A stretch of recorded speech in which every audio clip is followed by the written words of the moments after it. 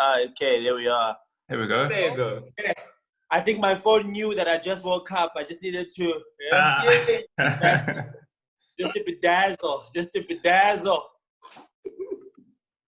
Quentin, right. good morning. Good morning, man. Nice to meet you virtually. Good to meet you, man. Good to meet you. I see you got that that intellectual background there with the books and all that. You have to frame it, you know? You have to try. You have to think I know what I'm talking about. It's what it's all about. Nice, man. Nice. I was actually hoping to be able to make myself a cup, but it seems as though time is not on my side. And Unati, you're upside down. Okay. Okay, I will begin. Welcome, everyone. Thank you very much for joining us in this virtual meeting. My name is Unati. I'm joined with Anele Sandile and our special guest, Quentin, all the way from the Netherlands. Oh, snap. Welcome, everyone. Whoa. Hi. Yeah. Hey, guys. Thanks for having me. It's a pleasure. Yeah. So, Quentin, just to introduce yourself to our audience, our one subscriber, take the floor. Okay, yeah. So I'm Quentin Ferreira. I was born and grew up in Joburg, and I'm a qualified clinical psychologist, although right now I'm not working in the field. I'm working in IT at the European Space Agency. So I trained at the University of Johannesburg and did my internship at Statfontein. I put the static in Statfontein, actually. And then I went on to do community service at clinics in Ekurhuleni. And then I spent another couple of years working at Rahima Musa Hospital in Joburg. It's a mother and child hospital. So working within the community. And Cool. Nice. Cool. Yeah, nice. There's a lot of experience there. sorry? The stat, there's a lot of experience there, you know. Oh, absolutely. Yeah, Absolutely. It's a great place to learn. You really get thrown in the deep end. Quentin, this is Sandile. I was also born in Joburg, but I came to study in Port Elizabeth at NMMU, qualified social work in honors, also pursuing my master's in social work as well. So yeah, my experience at the moment, I'm teaching English online. I've volunteered in different organizations. Being a social worker. Cool. Anele, it's your turn. Hey, listen, everyone's qualified here. Just give me a second. I'm not even qualified to be in this meeting. Give me a second. Great. Nice. Yeah. Nice. So the passion for helping people is there, though, and that's the main thing. It's steady. All right, I'll jump in. Should I jump in or nothing? Yeah, jump in, man. All right, I am Anele. I'm trying to think about what I can say, to sound qualified as well, and to sound because you guys have such big profiles. All right. Well, I'm from Cape Town. I studied retail business management, qualified in that, and I am currently not practicing as I used to. Not because I've chosen another path, but because I'm retrenched. So hopefully, nah, it's all good. It's all good. So as soon as things get back to normal, I'll be back to practicing that, because I manage retail stores, so that's what I do. So also the passion for helping people is also there, with customer service. Yeah, it's important, very important. You need to know a lot of psychology for that. Yes, sir. Yes, sir. All right, So it's my turn. I'm a practical psychologist without the theory. Yeah. Okay, cool, man. Well, my name is Unati. I was born here in Cape Town, grew up here. I studied geology, but I didn't do my honors. So I jumped onto IT. Now I'm just a software tester who's presenting a show. Wow, that's quite a shift. Nice. That's quite a shift. It is. he's learned about the land. Now he's going to use his IT skills to acquire the land. Yeah. Okay. So today we are going to be discussing or diving in the topic about gender-based violence. Hopefully we'll come up with some information that will be useful for the public and for us as well. And thankfully and luckily, we have a guest who's practiced in psychology and dealt with people who've been under that situation, who've been abused. So he will help us, or he will guide us through and take us through the end, so that we can understand the mindset behind all the madness. So Basically, the gender-based dynamics. violence. Quentin, what do you make of gender-based violence? Or what is your definition of gender-based violence? Well, when I was researching this, I don't know what I think about the term itself. So all the main organizations that talk about gender-based violence, they seem to mean violence against women, and sometimes they include violence against children in the same remit of the definition. But for me, I don't really know why it's called gender-based, because most violence is actually firstly perpetrated by men, but also against other men too. So I think they must be trying to make a distinction about the asymmetry of power, physical power, in the ability for one to defend oneself. So obviously in relationships between men and women, in general, the woman is less able to defend herself against physical aggression from the man. So I think that's why they've decided to go with the gender-based aspect of it. Okay, makes sense. Okay. I think probably they're also making it gender-based violence because most of the time it's men violating women. So they're sort of like saying we cannot be differentiating while a lot of people who are doing this is men against women. So it has to be gender-based violence because it's two genders. Yeah, the other one fighting the other. Yeah, I think that makes sense too. Although, so it's kind of a circular thing. So at some point, when a man becomes an adult, the violence is gender-based if it's a man against a woman. But that man was raised somehow, and there might have been some other gender-based violence perpetrated against them. Yeah, exactly. I think that's something that we should dig into a little bit. But Okay.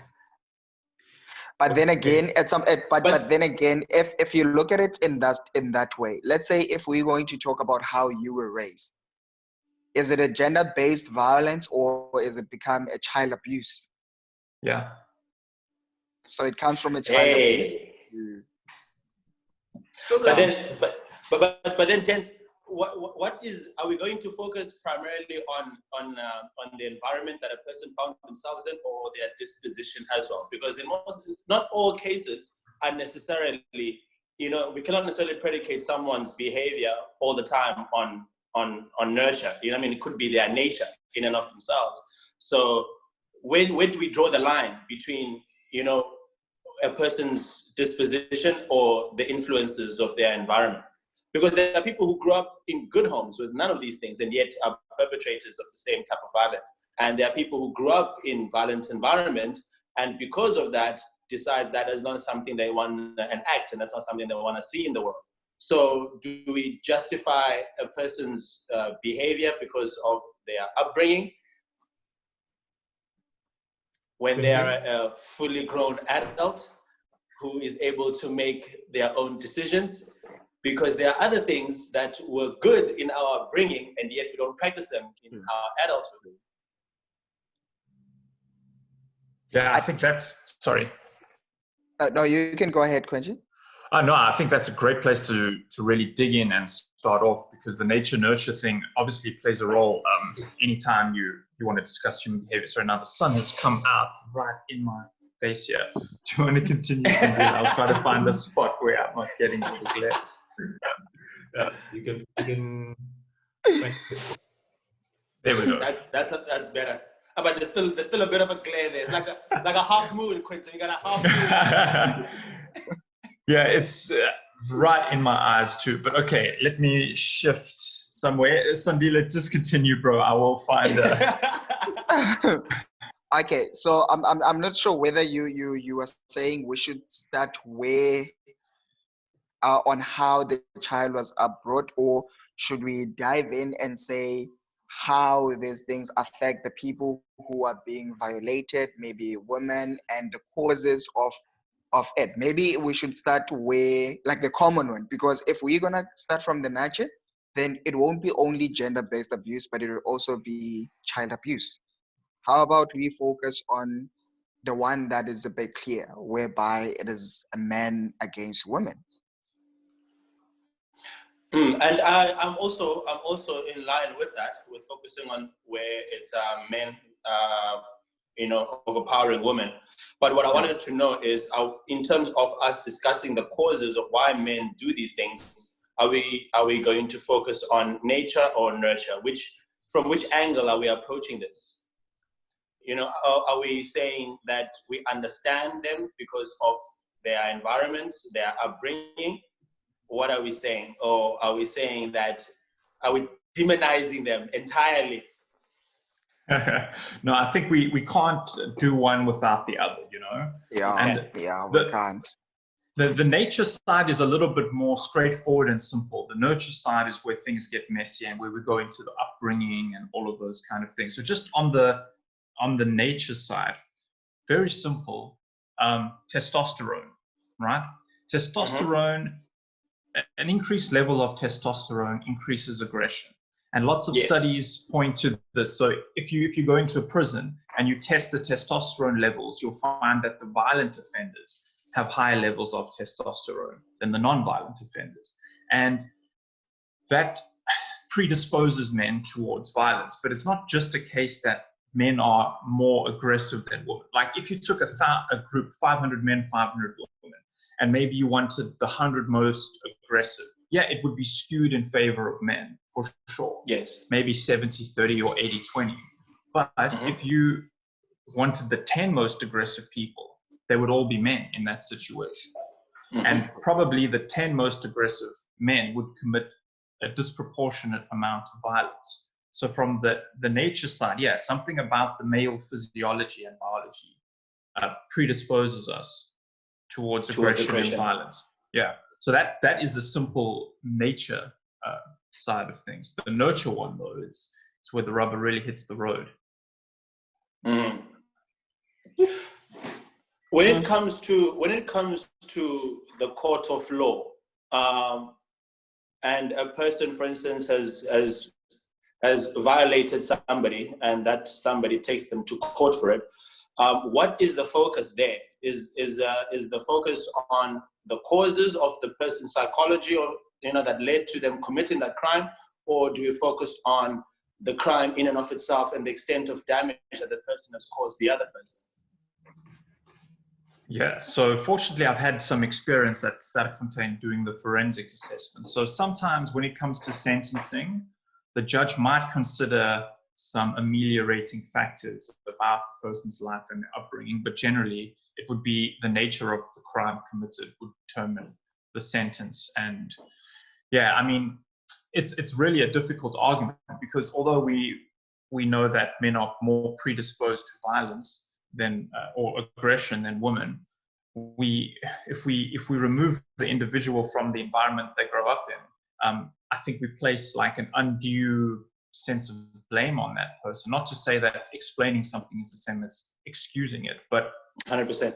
It makes the situation a lot more complicated if you've got someone who came from an abusive home, for instance. That really does complicate how we as society should look at the causes. Because I think Anile is raising this because when we also had like similar discussion about this, every time you try to explain why they do it, it felt like you're giving them an excuse. It felt like you're giving an excuse for what they're doing. Like a justification. Exactly. So that's again, that line, whenever people engage, that line becomes blurry, you know, the line between explaining something and excusing something, you know. So sometimes when an explanation is given, we hear an excuse and we hear a justification, you know.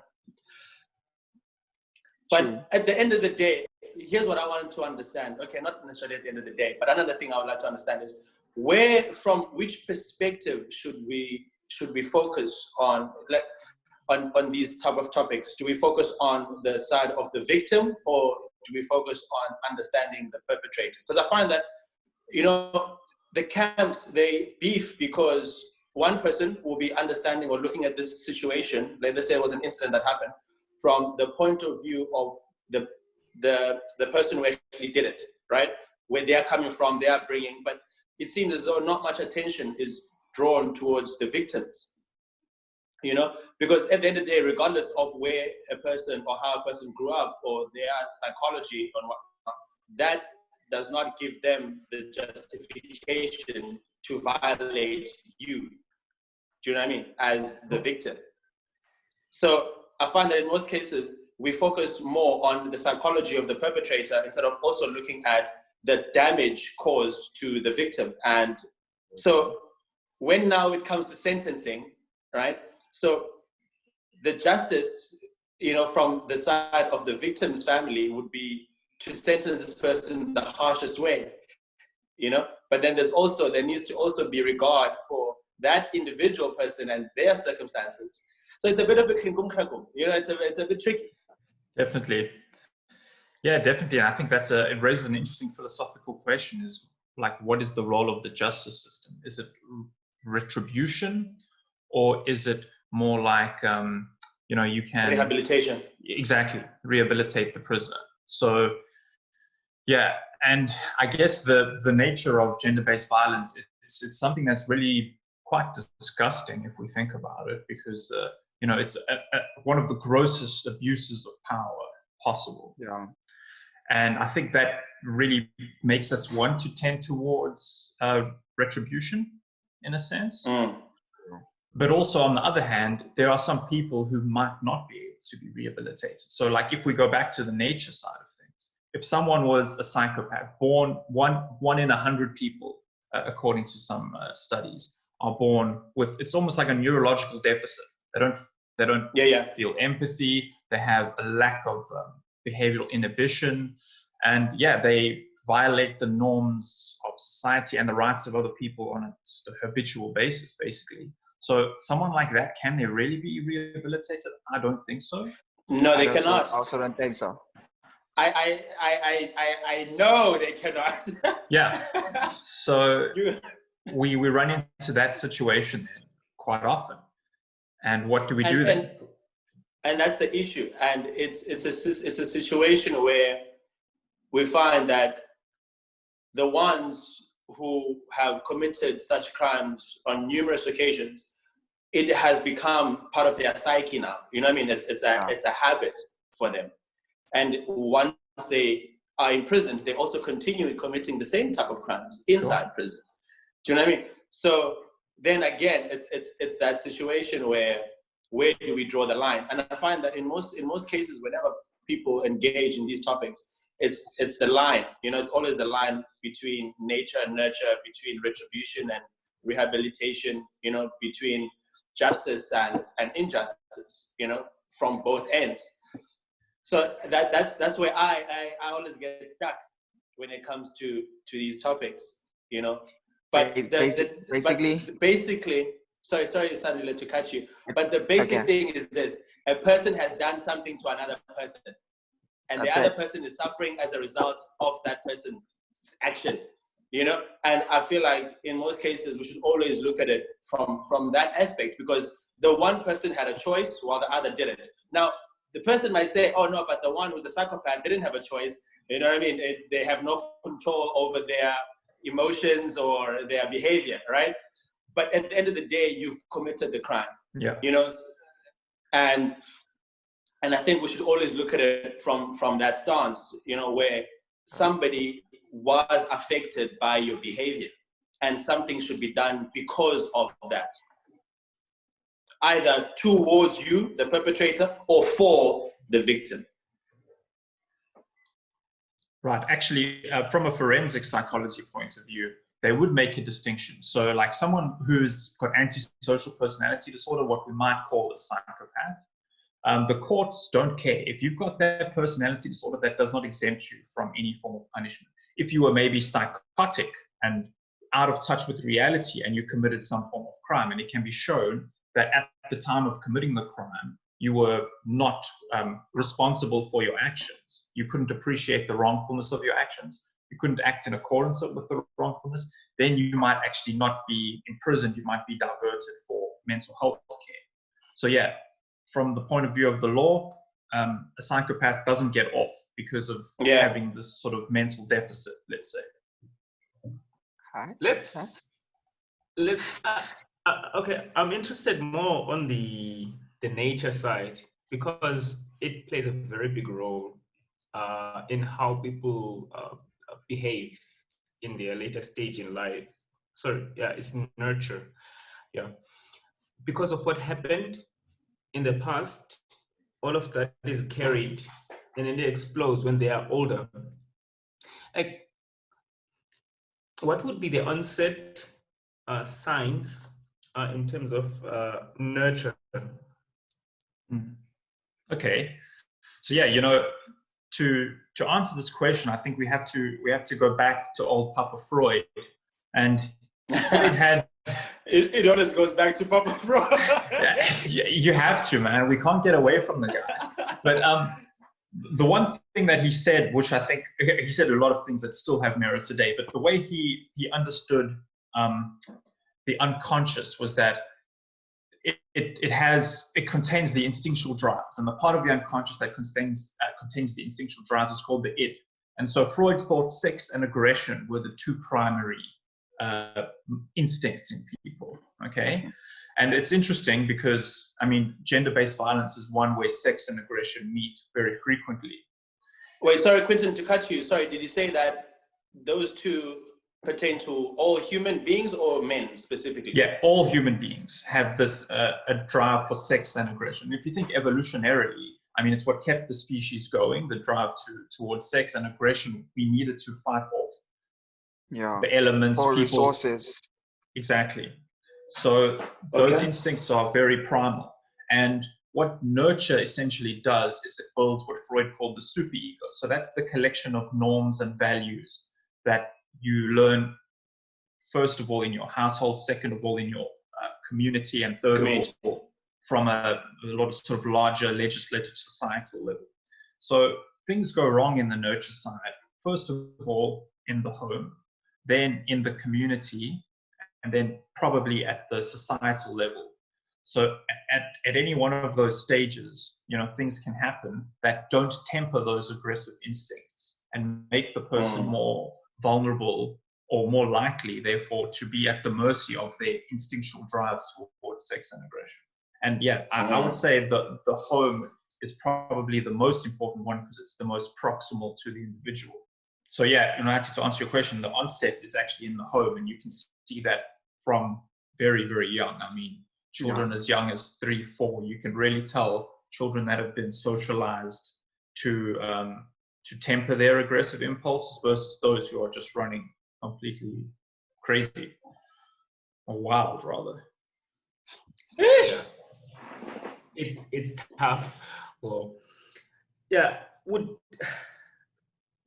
I don't know. Is there a link between the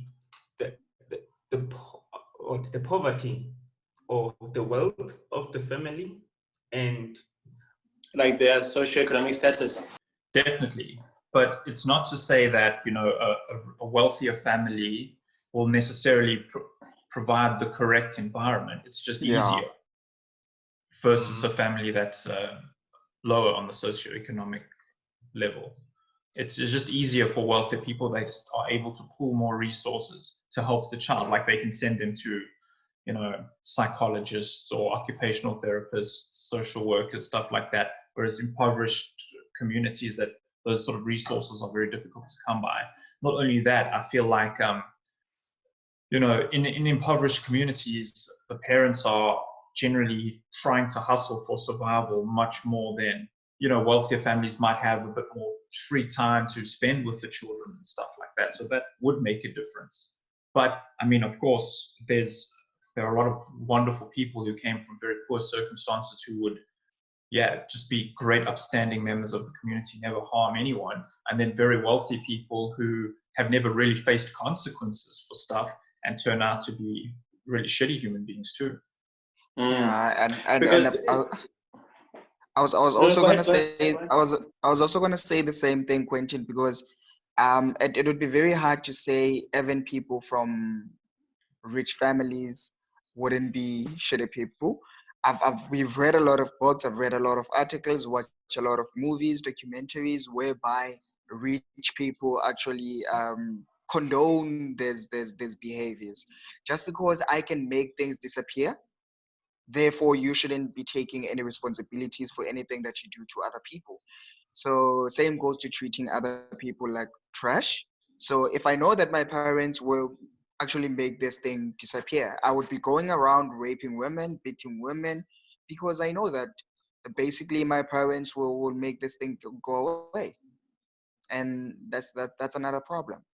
yeah, because also I was actually thinking about the same thing as well, because you find that in most cases, it's one, an exercise of power, in a very, very negative way. And the other is, that thing where you do you do bad things purely because you think you can get away with it. True. Do you know what I mean? The consequences element of it, And again, I find that there is nature and there's nurture. But then if a person is not a psychopath, I think they are either driven by power and deceit, or they're driven by, the avoidance of consequences, the fact that they can actually get away with it. Do you know what I mean? Whether it is nature and nurture. I don't think, because now what happens is we kind of remove individual responsibility. Sure. And I think in these cases, what I would want or what I would like to see is people exercising individual responsibility more than explaining their upbringing or their testosterone levels, because there are people who have bad upbringings, bad and high testosterone levels, but they're able to hone those things into positivity. Do you know what I mean? And I think it's just an individual decision who decides that this is what I would like to do, this is what I want to do, and I'm gonna do it in order to either, I don't know, because you pissed off that things are not going your way in your life and whatnot, and you just want to express yourself in a destructive manner, and also you think that you can get away with it. Because in most cases, people that do these things, they genuinely think they can get away with it. And I think that's why they do it. That's the drive. Even us as kids growing up, the things that we did that were not, kosher at home, we did them thinking we would be able to get away with them. The things that we knew we would not be able to get away with, we just didn't do. Okay. Then I have a question. So the way I see this, some of these things are driven by the culture around you. And there will be people who cling to their cultural ideology just to uphold that culture, and as a result, it affects them in how they carry themselves. Now, I don't know who, Quentin, you were speaking to, but you mentioned something about the mind, and then it goes down to myth, and then it goes down to culture, and then it spreads all over the place. Could you somehow explain that? Like, what is its role? How does it contribute to the individual culture itself? Okay, sure. So yeah, it's a very, very important question. It goes back to what Sandile and Anele were saying about consequences. So when your culture is actually a way of giving you a guide on how to behave in certain situations and what the consequences should be. So when I was talking about the mind and its role with culture, so the mind, culture is basically a collection of symbols and memes, and language is the smallest unit of cultural transmission, right? So language and symbols starts in the brain, and then we create culture based on which practices serve a certain purpose. And kind of like evolution, the cultural practices that persist are the ones that confer survival advantage onto the group, whether it be like physically, like how do you make a hand axe? And that cultural practice is passed on. Or it could be like, okay, we pray in a certain way and we find that contributes to social cohesion. And similarly, the norms between the genders are actually also, they serve a function, they serve a purpose.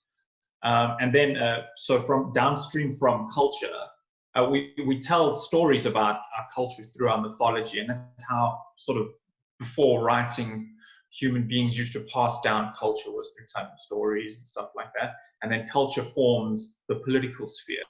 So based on your culture, you will get politics downstream from that. So the culture itself should provide patterns of behavior and consequences for contravening that. And so we need to think about, like, if we want to increase the consequences for people, we need to think about, firstly, what does our culture tell us about what's the right way to behave and what should happen when we contravene that? And then on the next level, the politics level, okay, so what do our institutions reflect about our culture? And I want to tell you guys a bit of two actually kind of sad stories from my time in community. The one is about the institutions that we built. So I'm going to change a little bit of details to keep confidentiality, but the stories are true. So in one of the places that I was working, I was scheduled to see this person on I think it was like on a Friday, but then they came to me a few days earlier and they were very shaken up and they said, look, I need to see you. And I was like, look, our appointment is only on Friday, but I can see you're really upset what's going on. And they told me they'd just been raped by someone that they knew in the community. They'd been offered a lift and they said, oh yeah, cool, I'll go, And then they said, oh, I just need to stop over at my friend's house. And then they raped her. And so I was, the immediate reaction I had was, okay, well, we need to get you some post-exposure prophylaxis just in case this person was HIV positive and, get all that kind of stuff done. So I went to the nurse in the clinic and I spoke about, hey, look, we need to help this person. They said, look, you need to take her to the police station immediately. We'll get the medication ready because the police will do like a rape test and all this kind of stuff. Yeah. So when I got to the police station, I realized that actually these institutions re-victimize victims. So first of all, the police treated myself and the victim like we were criminals, basically like interrogating us as if we were the ones that committed the crime. Secondly, the officer that took charge of the whole post-rape interview thing and all of that was a woman, but she didn't show any sense of like compassion or anything like that for the victim. Now, I understand the cops do a difficult job, but you would think that people would get training to, be a bit more sensitive and to not re-traumatize the victim. So days later, the police came and interviewed me and they were like interrogating me, did you know that this person is known in the community as someone who drinks? And I was like, yeah, that's not relevant to the discussion. People drink. It doesn't mean that, she should be raped for that. She should be raped, yeah. And so that institution failed. And I really... Oh no. Oh snap. Did we lose him? No. Yeah, I think we did. Why are you moving your camera? I think we did. The thing is, you never know. I'm thinking if it's me. Oh, sorry, we lost you there, Quentin. Oh, sorry. Out of all the people, listen, I would have had no problem losing Unati. That's fine. We can't lose you today. Okay, I'm back, guys. Am I back? I think Yes, you're back. You cut where you're talking about the failure of the institution and how they were interrogating you and the lady. Yeah, and so what does that say about our culture at large, right? What does that say about our culture at large? Then another story, just to take it one step away from an institution, just to culture. So another clinic that I was at, a young lady, so she had this aunt who was like the big matriarch in the family, okay? And so this matriarch was some years older than her own mother. And so her mother passed away, but she was living in a house with her stepfather. And so it was going well for some years, and it was okay, but then this young lady hit puberty, and then her stepfather started to like put advances on her and stuff like that. So now I don't know if this is true, but she told me that her aunt said, well, this man is the man of this house. He paid lobola for your mother. He's actually got a right to behave that way in the house. What? Yeah, well, and so that, I mean, I don't think that that's sanctioned by the culture, but something... That's not. Right, exactly. But it's interesting that a woman was the custodian of something so bad. Like, you know, she took the side of a man based on her understanding of a culture.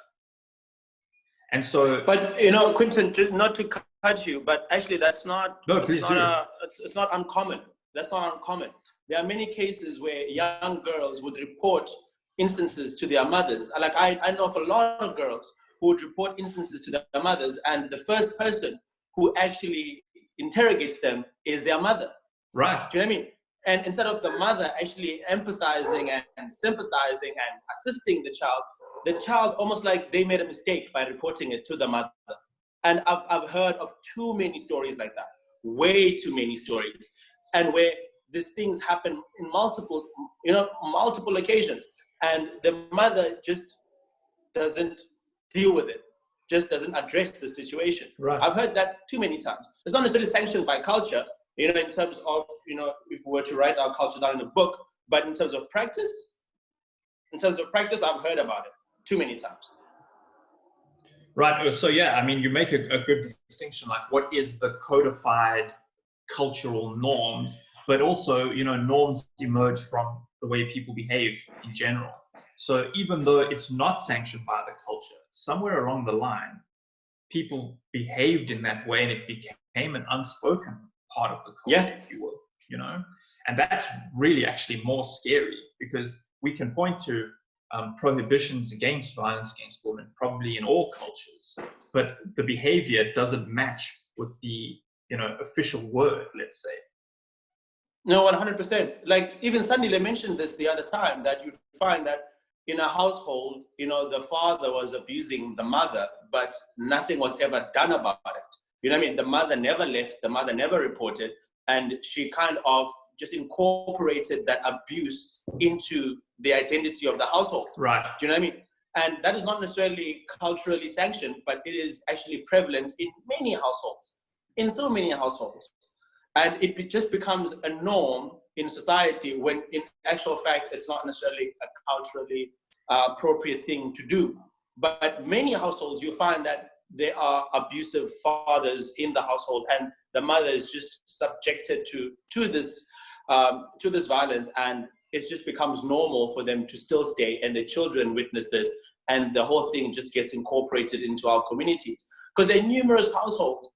There are many victims of abuse that go unreported, and even the victims themselves have, I don't know, kind of, it has become a societal norm. For instance, here's a simple example. I had this friend who was attacked by her boyfriend, right, violently. And when she reported him and took him to the police station, there was literally no one in the community who supported her. She was actually ostracized. And it's because it had become normal for a guy, you know, in the township to beat his girlfriend. That's like a normal thing. You know, it is not necessarily sanctioned by culture. It's not something that no one will ever defend outright. But the way that we behave and the way that we attack the victim shows that we've actually accepted this type of behavior in our communities and have incorporated into our culture. Because culture evolves, it develops, and Sure. it always just explains how people are living in this specific time. But in most cases, when we think culture, we think how our parents and our grandparents used to live.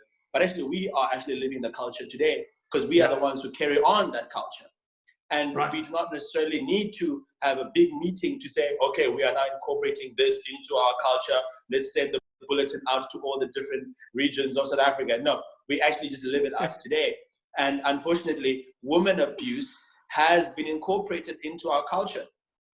So, just one thing. I wonder, does this then justify the attack on men generally? For instance, you get to see campaigns where people are saying that down with toxic masculinity.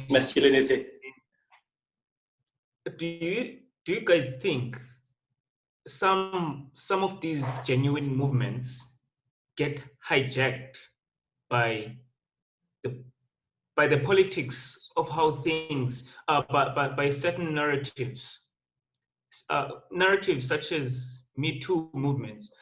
I personally think that that campaign was genuine, but it was hijacked by infusing some type of ideology at the back. And also there was also MenAreTrash, which I thought at first I was like, how, like, why? So the way I saw it was, okay, it's generalizing too much. Instead of saying men are trash, couldn't it have said some men are trash? Because not all men. No.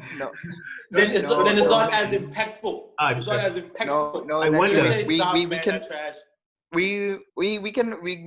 cannot do that. We cannot do that because at the end of the day, most men are trash. Most men are trash. I think what is trash? Yeah, that's the thing. So if we're going to say trash, what do we mean? Because there is toxic. You want to understand trash.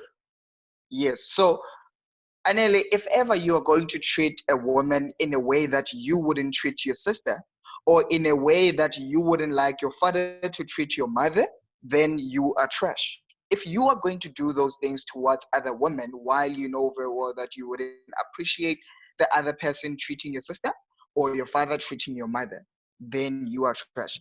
I think that's the general thing that I can say about being trash. Okay. But does it make everyone else trash then? No, but then guys, you need to be good on your side to actually be away from being trash. You cannot run away from the fact that majority of men are actually treating women bad. Is it majority though? Do you know what I mean? Because for instance, when you engage feminists, right, and when you engage women who also hashtag MenAreTrash, they do say no. We're not saying that each and every single human male is trash. That's not what we're saying. But we just want to highlight toxic masculinity. We want to highlight, the fact that men use power, in a toxic way against women, right? But they do, Anel.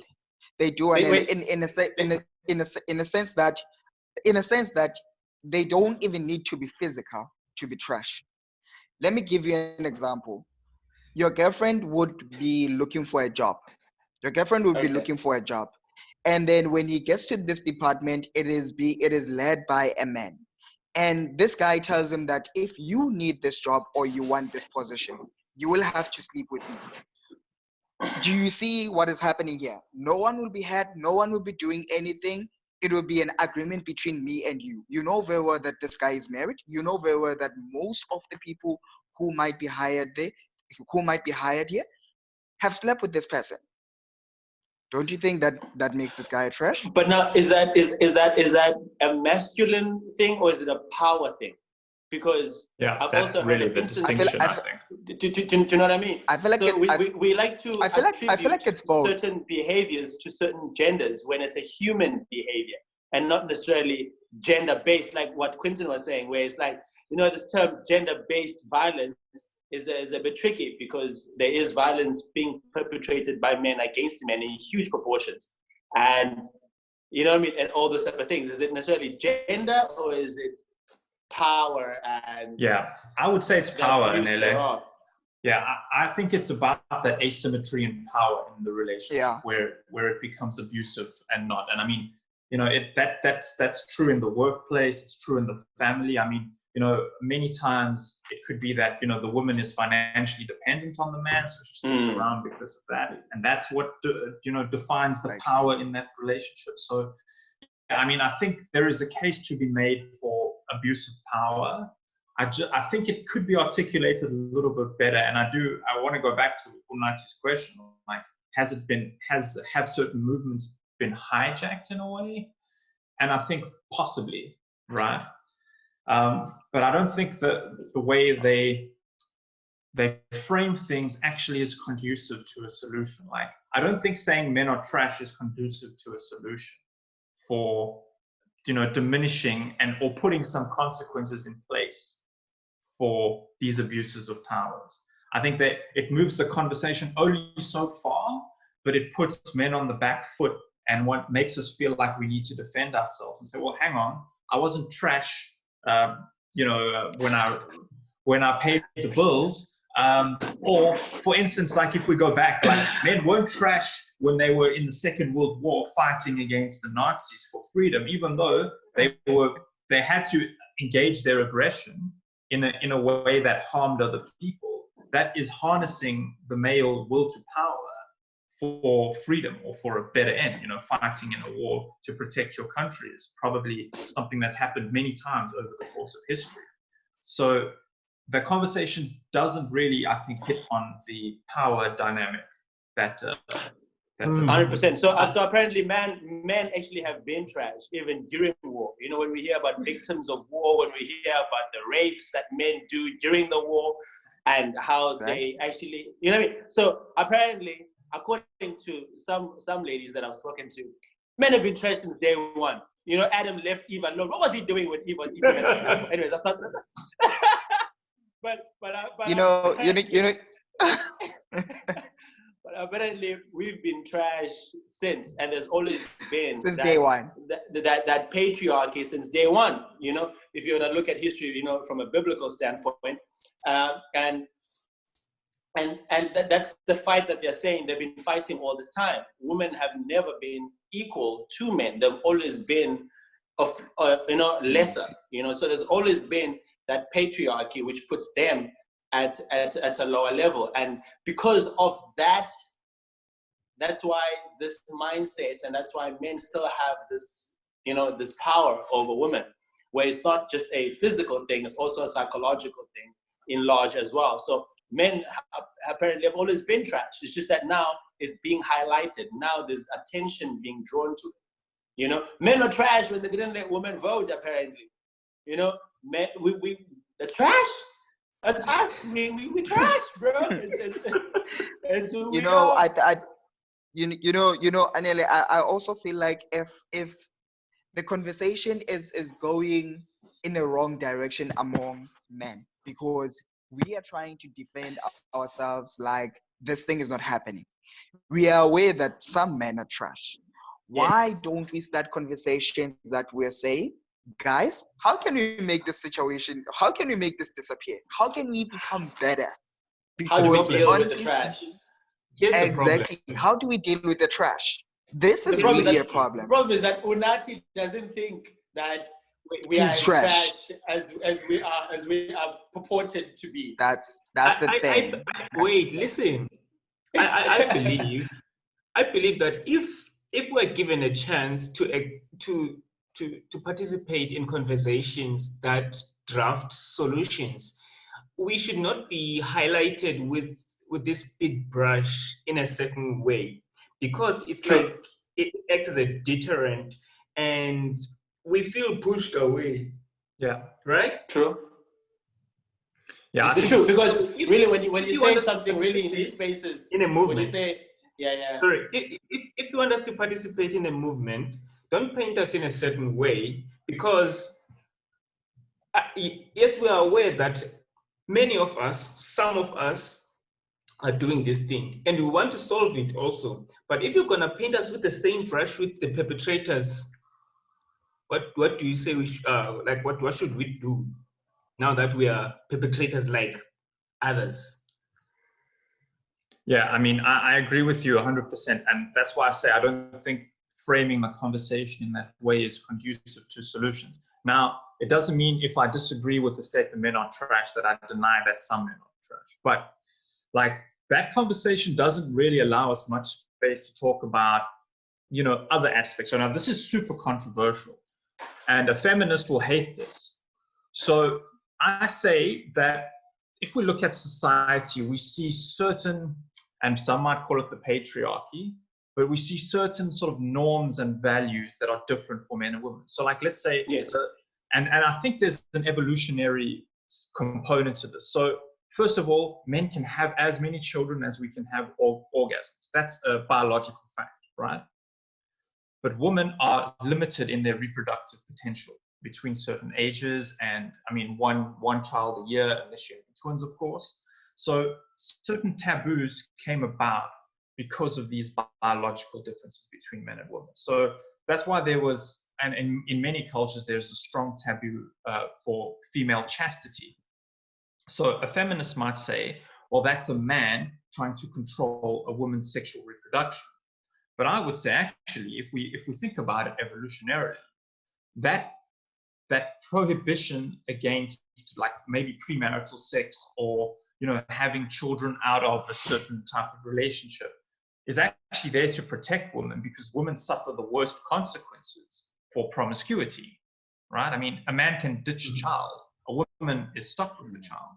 So that's an important part of the conversation, and that acknowledges a very, very deep-seated evolutionary and biological difference between men and women. But if we just say men are trash, we put the onus on men to take all the responsibility for the bad behavior of some men. But I don't think women are bereft of agency in this regard.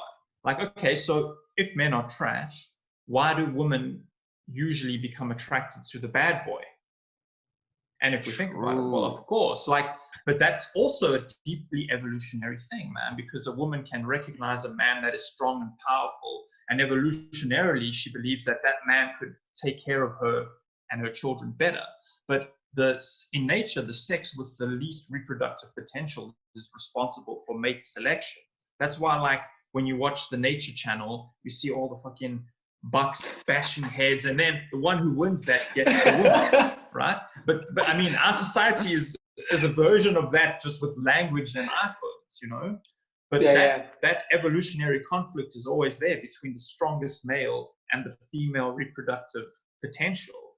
And so I think that is where we can lead this conversation. And maybe we can think, okay, well, how have we constructed our society to create new norms of what is permissible in a sexual relationship? But if you're a woman who is going for the bad boy, and then you turn around and go, well, he left me, I mean, where is your agency in that situation? Not to blame the victim, but it is much more complicated than men are trash. So guys, like I said, I'm not necessarily defending feminism here, but I've engaged with a number of feminists, right? And apparently there's levels to feminism as well. There's different factions to it, there's different camps. And there's some feminists who hate some other feminists, you know?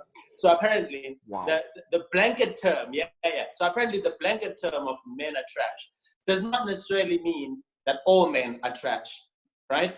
And I think all of us know this, but I think what irritates them is the fact that we just focus on you know, the blanket term that they choose to use, right? So for instance, but it's whole, the purpose of using that term is to bring a spotlight, you know, to a certain situation that they want awareness. It's like Julius Malema saying white people are racist type of vibe. Do you know what I mean? Of course, not all white people are racist. We know this for sure. You understand? But he uses these terms to invoke, you know, a certain emotion in people, and in order to mobilize. As you know, if you want to mobilize people, you need to get them, you grip them emotionally. So women also do know this, that not all men are trash. the same woman who's busy there saying men are trash has a boyfriend, has a father, has a son, has a cousin, you know what I mean? And they know that those ones are not trash, you know what I'm saying? So it's not necessarily about that they believe that all men are trash. No, that's not the case. Some men are trash, you know, but we want to highlight. But we can't say some. The trashness. But because if you're gonna say some men are trash, we can't say some. If we say some, if we say some, those who are trash will go hide behind the some. But what if we say some women are trash? But now that's when we need to know that what is trash. But then, James, hold up. You know what will happen? People will need to have a clear definition of trash, because, for instance, there are black people who believe that black people cannot be racist because racism is a structural that's imposed by power and resources. You know what I mean? Then they will just say, oh no, but those are just racial slurs. You know what I mean? Black people cannot be racist. So that's the thing. It's like, okay, what is racism? You know, what is trash? Because we are not on the same page. Actually, what I've realized in all these things, we all have different definitions of these terms and we use them interchangeably, but actually we do not use them with the same gravitas. Sorry, I was just gonna switch off my heater here. It's getting hot. No, and I think that's a very, very important point, Anela, because as we said previously, like the culture, all the societal institutions have to create the norms and values, and it has to emerge in a bottom-up way. So if we can define what exactly the trash behaviors are, I think that puts us in a better position to move the conversation forward, right? Oh, definitely. And that is something that I feel like is a legitimate critique of that sort of hashtag activism.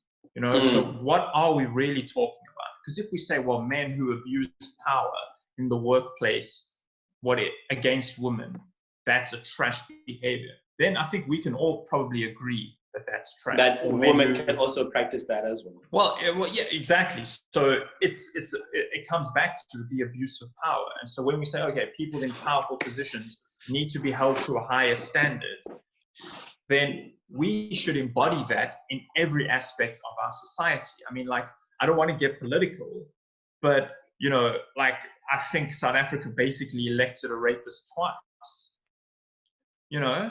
And so if we talk about holding people accountable, and if we talk about abuses of power, then, and we look at what society does to people who allegedly maybe abuse the power, we can't really go around to our neighbors and say, okay, you are trash because you try to sleep with that girl for a job, when a society at large doesn't hold people in the most powerful positions to account for abusing that kind of power.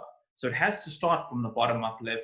Like, we can't expect a protection from, you know, some invisible hand that comes to save us all and gives us now a new set of rules and norms and expects us to, you know, follow them. We have to embody that in our own lives and in every aspect of our society. I think, it's always that thing of, you know, we always, I don't know if we always end up playing identity politics. You know, whenever we discuss something, we always want a victim and we want a perpetrator. We always want to attribute, you know, certain human behavioral characteristics to a certain gender, to a certain age, to a certain denomination and whatnot. Do you know what I mean? We always want to put a face to something. And as a result, someone needs to own up at the end of the day. Do you know what I mean? So, for instance, with the MenAreTrash situation and the MeToo movement and stuff like that, it's the focus, you know, tends to always not be. Let me just try and get my thoughts right of what I want to actually say. So, it's a situation where we are not really clear on the definitions of these things, and we're not all on the same page. Because, for instance, you might find that it is socially acceptable, right, for a man to hit a woman in certain households, primarily here in South Africa, right? But it is unheard of for a woman to actually hit a man. Do you know what I mean? Or to abuse a man. That's why even when a man goes to a police station to report abuse, that's not something that's taken seriously, right? So I understand you, Quentin, when you say that we should actually embody the same values that we purport to be actually fighting for. When a woman claims that men are trash because of their abuse of power, when women also have, you know, situations and scenarios where they abuse power, where it's not necessarily about men versus women type of situation. It's actually a thing about of power, you know, those with power abusing it on those who are powerless, because that's what our president did. It's not necessarily that he was a man that he did that. It's because he was just a powerful figure who was able to, you know, impose his power on the powerless. And I think really if we move the direction towards what actually is power and how can it be abused, you know, what is racism and how can it be abused and all this type of things, instead of just taking that term and attaching it to one identity, I think that would be a lot more progressive. Yeah. I want to throw a massive spanner, although I know we're running out of time, which is that, you know, it's very interesting. When we talk about victims and perpetrators, there's actually a lot of power in the victim role sometimes. And I think sometimes, you know, having been a victim makes one feel like one can then justify abusing power based on that victimhood. And I think there is an undercurrent of that in the MeToo movement and stuff like that. So like, you know, when cancel culture comes out and some guy maybe just makes like an offhand comment. I mean, there's a very famous story of a British scientist who made some joke about, he was like I think he was even a Nobel Prize winner. He made a joke like, okay, he doesn't like women in the lab because men and women will fall in love with each other in those kind of environments. And they canceled him because that was now against Me Too type of stuff. And then I'm thinking like, okay, but there's no real victim in that joke. It's just an offhand comment. It's a joke. But people, because some of them have been victimized by many powerful positions, they felt then to compensate for that victimhood and to regain some sense of agency, they needed to victimize someone else. So it's a dangerous undercurrent in that whole thing, which I just want to caution us against that, basically. So, on closing remarks, Anele and Sandile, do you want to throw in something there?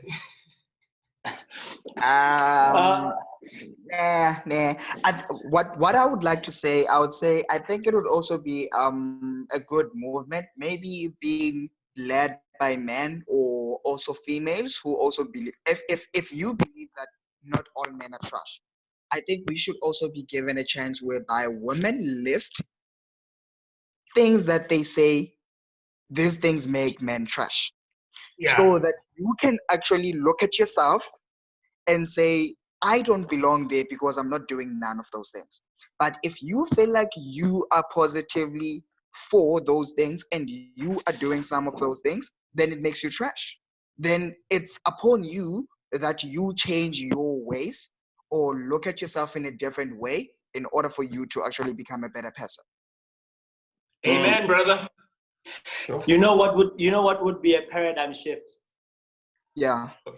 If all these movements that are pro or anti something are actually carried out by the people whose identity has encompassed them. For instance, if men become more active in the MenAreTrash movement, in feminism, you know, I think that would be dope. If the people who are said to be the most racist are the white people, if white people start, why are you gonna do me like that? Being